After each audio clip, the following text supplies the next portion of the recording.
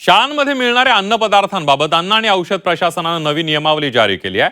Canteen, वसतिगृह, अन्न पुरवठा याची नोंदणी अनिवार्य करण्यात आली आहे. यासह कॅन्टीनची वर्षातून 2दा तपासणी केली जाणार अशी माहिती आयुक्त तुकाराम मुंढे यांनी दिली आहे.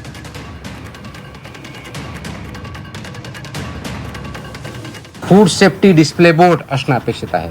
आता या फूड सेफ्टी डिस्प्ले बोर्डवरती काय, तुमचा व्हेंडर कोण आहे, त्याचं लायसन्स काय आहे, कोणत्या प्रकारचं फूड तिथं दिलं जातं, त्याच्या काय व्हॅल्यूज आहेत हे लिहिणं अपेक्षित आहे. त्याचबरोबर फूड सेफ्टी सुपरवायझर हेही नॉमिनेट करायचं आहे. त्यांनी हे बघायचं आहे की हे फूड सेफ्टीचे नॉर्म त्या ठिकाणी पाळले जातात. हेल्थ अँड वेलनेस अँबॅसेडरसुद्धा ते अपॉइंट करणं अपेक्षित आहे over a period of time, की त्या शाळेमधून कोणी विद्यार्थी असू शकेल, शिक्षक असू असेल, जो कोणी असेल त्यांनी तो अपॉइंट करायचा आहे किंवा नोडल अधिकारी नियुक्त करणं हे पुढच्या काळामध्ये आपण बंधनकारक करत आहोत, ते आवश्यकता आहे.